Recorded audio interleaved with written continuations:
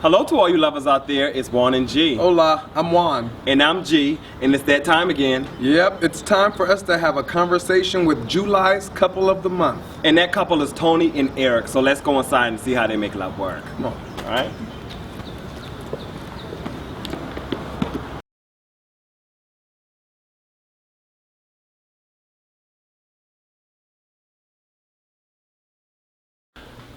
So welcome back to all you lovers out there. We are inside of the home of our July couple of the month.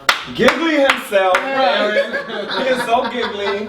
And Tony. So let's give a round of applause for Thank you, gentlemen, for chatting with us, opening up with our viewers out here. Ready to bare your soul? Yes. Yeah, before we started this interview, Tony said that he was an open book, so I pulled out some special questions for him. So first off, just tell everybody, how did you guys meet? We first met. Yeah, the love story. And is it the same version? Do you guys have the same story? It's pretty consistent. We actually met twice. The first time it was at a Halloween party. It was very brief.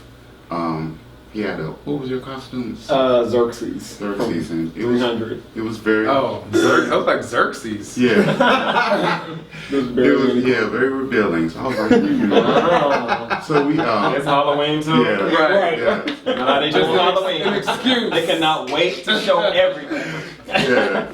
So we spoke and took a picture together, and that was pretty much it. We didn't even see each other For like another 3 years. Yeah. Oh, okay. And then we were in Bulldogs, of all places, at the same time. Yeah. And funny for me is that was a place I just vowed I would never meet anybody in. I would, I'm not gonna fool nobody in no Bulldogs. You hear this? Do y'all hear this? He vowed that he would never meet anybody in the club at Bulldogs at that. At that. Yeah. Where did he meet Never his say love? never. What are you doing? Right. Never say never. Good guys Never go say to the never. club. That's right. That's right. Yeah, you gotta change. Because you were there. That's right. I'm worthy. So yeah, we were there, and it was kind of funny because I was with some of my friends at the time, and it was just one of those things where we were getting ready to go somewhere and talk to somebody else, and something just told me to stay planted. It was really weird because I'd never done that before, and I was standing by the pool table of all places, By yourself. by myself. I mean, it wasn't like there was somebody there to talk to or anything. Just something I felt that I needed to just stay. So they went on. And I kid you not, 10 seconds later, Tony tapped me on the Wow. shoulder. Remember me? Right. Remember that picture? Kept it in my phone forever. Okay, so obviously at the first meeting you guys had interest already. Or at least I did. I think You did. Yeah. So did you? No, it's not. I didn't remember. There was I was something about happening to that say. night. Yeah, that's all it was. It wasn't that there wasn't any Halloween interest. was a blur. So It was a blur. Okay. There was But you something remember. going on. Yeah, I definitely remember. So why didn't you holler the first time? I wasn't even at that place. I don't think. Yeah. Everything happens when it's supposed to, right? Yeah. Yeah. So what place were you in? I don't think I was really to tell you the truth. This is like my first long-term relationship. Okay. I'm 47. Oh wow. Yours too. My And how old are you? 36. 36. That's your young tenderoni. Right. Yeah, and came out when I was 22, and it was just when I came out, relationship just wasn't Right. something in the gay community. And then even prior to that, I was kind of a nerd in high school, so I didn't have a girlfriend, so relationships were foreign to me. Okay. And then I think the issues that I was dealing with, I didn't really know what a relationship or what loving someone else really, I didn't really understand that. Right. And so, thank God we didn't try to talk then because, I don't think it would work. yeah. You would have So- sabotaged probably. I think so. So over those 3 years, like what changed? What did you learn? Actually, for me, my church actually, I go to an affirming church, Okay. and him and his partner. Will you please let us know what an affirming yes. church means? Affirming church is a church. My definition of affirming church is a church that accepts everybody, and you just come as you are, Right. and come as you are and who you are. Right. And my pastor, Pastor Meredith, I'm going to Tabernacle Baptist Church. Okay. And, he was a bisexual, or DL bisexual pastor, and came out, and now he has a partner. Him and his partner started a relationship class, relationship life class, and so they would bring in psychiatrists, counselors, and we would just come and just talk about different issues in relationships, and I learned so much. I learned, what love is, how to love, what not to do. Right. And it was just. That's a big one. It was 2 years of going to that. I probably missed maybe 2 classes out of the 2 years. Wow, that's awesome. That helpful to me, and so You did your work? Yeah. Right, he did his work, and I think it's important that we all do our work, and I'm so glad that you were open enough to share that, because a lot of us, I think, are in that place and stuck. And don't recognize we're in that place. Right. Or acknowledge. And so you're doing that, I think it's great. Yeah, so got himself ready for you. Especially. Yes. So, why do you think that at this point you hadn't been in a long-term relationship yet? You know what? Interestingly enough, I just watched your video about, the one you just released. About the... I initiate the conversations. And it was so funny that I related to that viewer that wrote in. Right. Where I was the one that I knew I wanted to be with someone, and I knew that I had a lot to give. And so what I would do, I think a lot of times for me, I would overextend, and when you're overextending to people who they don't want to reciprocate that, then you end up getting the short end of the stick. But it's not because it's their fault. A lot of times people were letting me know, like, hey, well, I'm just that's not where I'm at, whatever. And I think there were a lot of situations for me that I tried to make into something that shouldn't have been. Okay. And then just kind of watching, observing, like you said, just about what not to do. I saw a lot of that, especially when I came to Atlanta, and a lot of the things that go on here, not to put that stigma on Atlanta and say it's a bad city. I think every city has everything in it. Right. But, this is a more saturated city in terms of like the social life. Yeah. So you're going to see it at an escalated rate. Yeah. And I just think that just a culmination of all those things, I just kept finding myself in situations that just did not match, didn't compute. Right. And so I finally just kind of just took a break from it all, had to go through the whole, what they say, like the grieving process of like one of the last breakups I went through, and the hatred and the regret and all that kind of stuff. And then once I came out of it, I think I was in a place where I felt free enough to give and what I wanted to receive. So I brought with me, I was very, very, very specific, and it's a lot of stuff on here, but I actually made a list of what I wanted in my mate. And, I think a lot of times we ask amiss to where it's kind of like, oh, I want somebody to treat me right, or I want this, that, or the other, and it's too general. Yeah. And for me, I said, well, let me just try something different. So I literally went through and wrote everything from how I wanted him to look, what I wanted him to... because we need to make sure. Yeah, we're going to come back to that. Oh, God! Make sure people see that we wrote a list of what you wanted in your man. I wrote a list. I want to come back to that because I want to know how he measured up to this list. Okay. But we haven't gotten there yet. So y'all met at Bulldogs. Yeah. Let me just put this right here.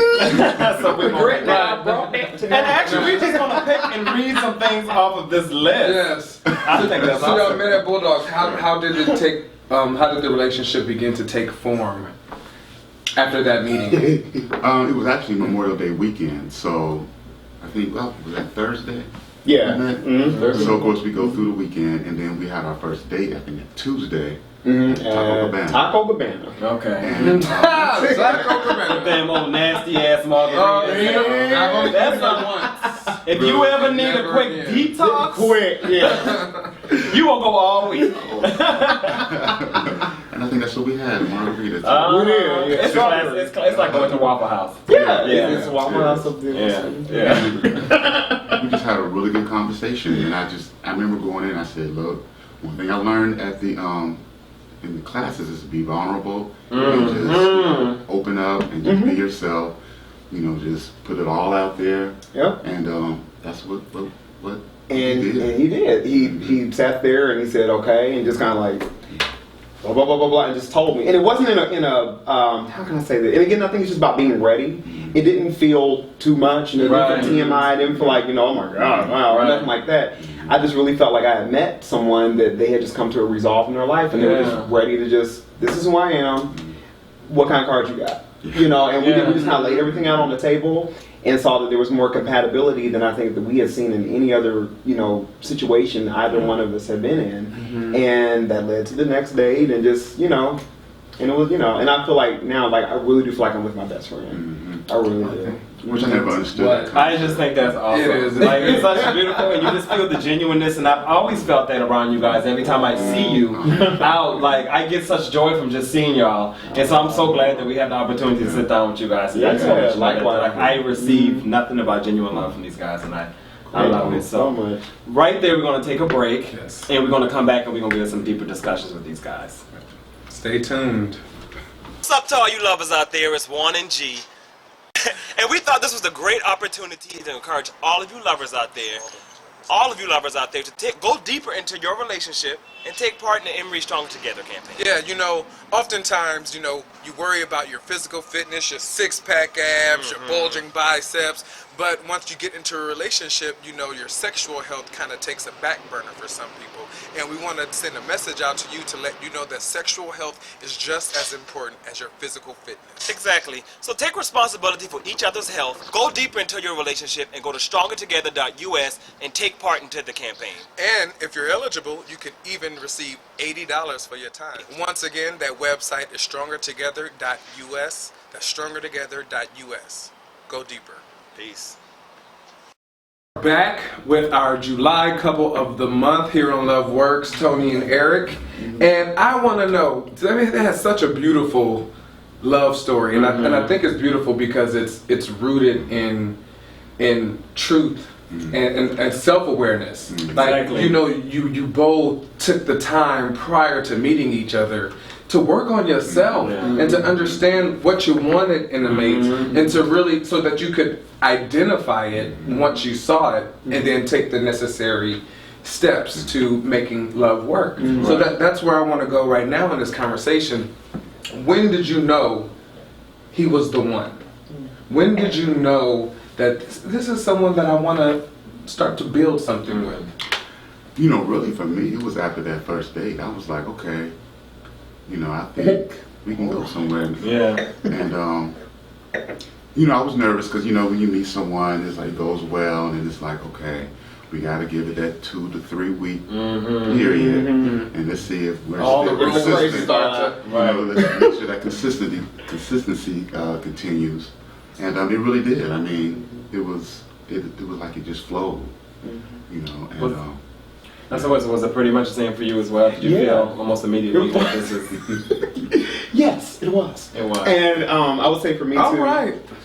Go ahead. I'm sorry. I would say for me that one thing that I noticed, and this was something that I don't think this is on the list, but with a difference for me, because I'm about patterns, and what I noticed with a lot of the other people was that we only texted. We texted more than we actually got together and spent time together. And it was so funny that me and Tony, we wouldn't spend a lot of time on the phone. We spent more time in each other's presence. Right. And it just, I don't know, something about that, I just never experienced that before. It was all, the text or phone call was just to check in to see where we're going to hang out at. Exactly. That was monumental for me. Yeah. And so I said, well, okay, this is different, you know, because we're in the age of everything is just this. Right. And you can dismiss and ignore and, I fell asleep, and it's 3 days later. Right. You know, Right. it's that just, was one thing that I learned in class is that, you know, the whole texting thing, you know, if you really want to get to know someone, you have to talk. You have Be to present. talk. So yeah, be present. one You have thing to I see said, them. you know, there. present. Yeah, you know, exactly. so I'm not going to text, I'm going to call. You know, we're going to spend time with each other. So Yeah. Yeah. I mean, people can be, you know, I've Facebook people and text people, and then when you finally meet them, like, oh, you're like nothing that I thought that you were going to be, because you can't figure that out through text. Yeah. You really can't. So these types of rules and lists, you know, sometimes they can get a bad rap. You know, oh, you have a laundry list of items that no one will ever live up to. So can we read some of these? Before you go into it, I will say this: that when I wrote it, I did understand that 100% may not be met, and I think that was okay. It's looking for you 80. Yeah, that's it, you know, a passing grade. I firmly believe in the 80-20 rule. Yeah. So he has them in sections. So the first one is new men rules, and I think these are, and I want to know if you stuck to these rules. Okay. No house visits until the definition of the interaction is clear, be they friends or otherwise. I stuck to that. You stuck to that? I think that's awesome. Yeah. Make any and all sexual behavior clear before initiation. How do you do that? Yeah. I mean, you mean as far as like? I don't know, because I will say this: that I think, although I believe in that, I don't think that we had to. Do you mean like the top bottom conversation? Is that what you're talking about with this rule? Read the rule again.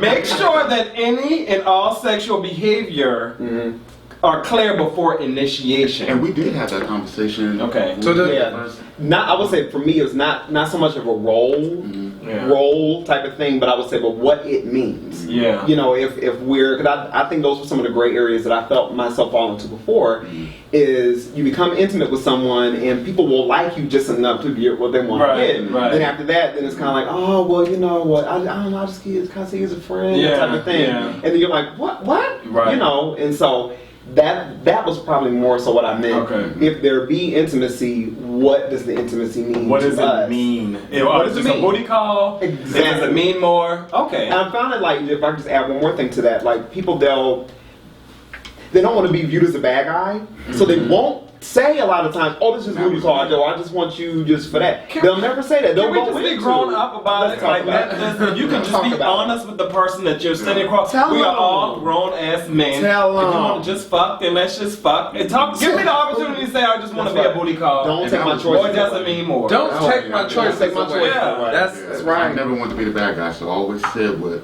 I thought you wanted to hear. Right. And I think a lot of guys do that, and I think that has to do with, and when Juan touched on earlier about being self-aware before you guys got together, it really was built on self-love. Yeah. And when you love yourself, you can be straight up about Sure your can. feelings. Yeah. You're confident about Really that. can. So, The other three are awesome too, but for the sake of time, I'm not going to read them. But they're amazing. I do want to read one.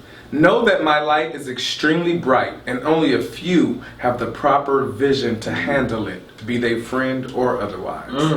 Know that my light is extremely bright, that's self-love. and only a few have the proper vision to handle it. That's amazing. I mean, everybody can. This is a rule for everyone's life, not just the new man rule. Like, this is a life rule. Know your self-worth. My man's vision wants to be married, or at least in a civil union with a legally binding agreement. So you knew you wanted to move down that road. Were you in that same space? yeah, by that time I was. For the longest I wasn't, because with the whole religious thing, I just didn't know. But again, I think with going to the affirming church and learning so much about religion and Christianity, what it is and what it is, learning the truth, I got really comfortable with my faith, and I was like, yeah, why not? I mean, That was it sounds like that was a major hurdle for you to get over, It was. reconciling your sexuality with your religious beliefs. it kind of was and it kind of wasn't. I told myself when I first came out, I told God, I said, look, I'm gay. If this is wrong, I do want to go to heaven. If this is wrong, then you're gonna have to do something in me to fix it. Yeah. Otherwise, I'm gonna be gay until you do that. Yeah. So I would, and it was funny because when I moved back from college, I went from church to church because I did not want to be at a church that was bashing. You didn't have to accept me, but I didn't want to hear you bashing. Right. So I think I went. You want to be tolerated at Yeah. least. Right, and I'm just like, because I'm going to be gay, even though Whatever they tell me it's a sin, but I'm going to. Right. That's why I'm going to, because I can't be anything else. Right. I can't. Yeah. So, how long after dating did you guys decided to, this is a commitment here? Like how long did it take for you to commit? This is the irony of being privileged to be your couple for July. We decided on July 4th. Really? Because I know you just decided you just celebrated 2 years. Your 2 years. So congratulations. So how long had that been after you had that first date? Memorial Day. Oh, okay. So about a couple 3 months. Yeah. And so how long after that did you decide to move in together? But that's one of the. Is that that's one of the man's vision. Ooh. desires a house at most, a condo at least. So when did that conversation come up and y'all decide to move in together? That was a funny thing because I was nervous about moving in, so Me too. he came up with this. What you call it? Oh, well, I can't remember the name. The Like a move-in. cohabitation program.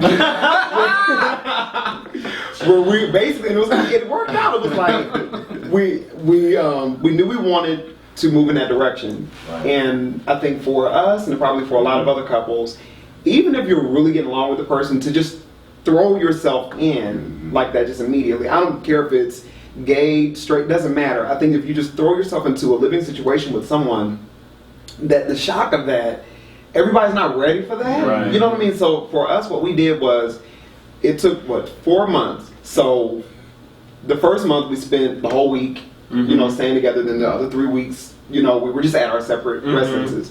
Every month we added a week, and then finally by the time we got to the 5th month, we were.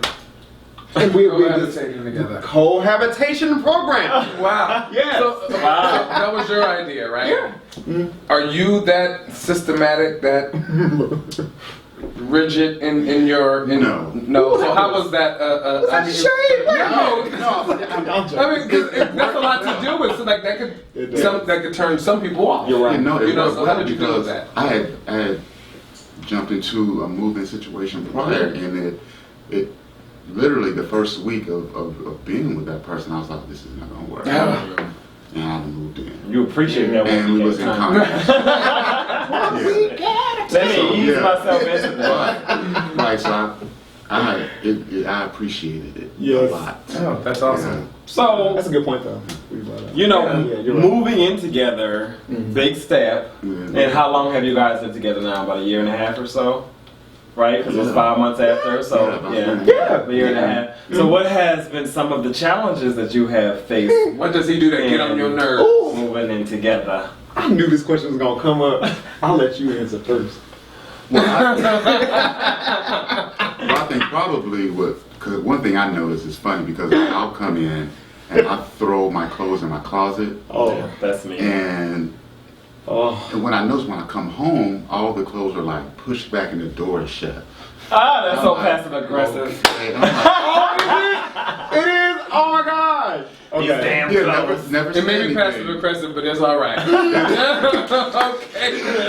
He never said anything. I was like, okay. And I try to put back. I can be a messy person. So. You know what's interesting?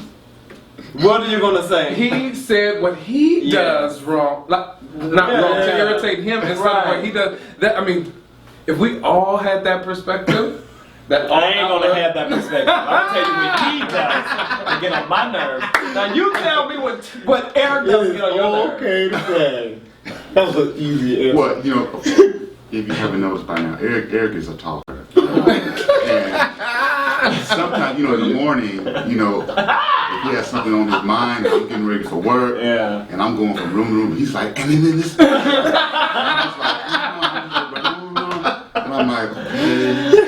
But, Or on your way to sleep too. yes, and I'm a Oh, one more thing. One more thing. Did You go to sleep? Once I lay down, I'm like, Out for the count. Oh my God. That is funny. So what is your thing? Yeah, what is Tony? Oh gosh. It is not much at all. I think the funniest thing is, I don't even think I really told you, you don't close things all the way. it would be like, Anything. Like the toothpaste The or cabinets, a jar. the drawer. Or like a drink, like sometimes like, and I think, but now to your defense though, I think that it's because Tony's a bartender. You're used to not, well, I did you gotta, work in my it has to be market, too. easy access. So you just like flat typically- soda. Oh, that ain't the case. Well, that's not too big. No, but I would say those yeah. little things are probably the ones because they happen every day. Yeah, they Here's the happen funny every thing, day. yeah. Yeah. Here's the funny thing about that. I'll say to that, to the little things. There are times where, like, I've seen something, and there's times. Okay, let's say that I'm going for something, and and the top's not on there and it spills or whatever. Right. And those things, they can build up if you're already having a stressful day. Right. Yeah. And then if that happens, you're like, oh, and then that can add on top of it to where you end up getting into an argument with your Right. mate, and it's not them, like road rage. Right. It's not because that person cut you off. It's because people have been cutting you off in whatever ways in Right. your life all that time, and that one person catches the brunt of all of your frustration. Yeah. So if there were ever times where I was like, okay, this is really upsetting me or whatever, I'm going to say something, I would just weigh it out in my mind and just say like, is it really worth? Just tighten it up. And you know he's not gonna change. So Yeah, it's natural to him. You. Oh, okay, that's what I wanted to talk about next. But let's take a break really quickly. Word from our sponsor. And when we come back with Tony and Eric, we're going to talk about trying to change people or accepting people for just who they are. And how do you do that? We'll be back.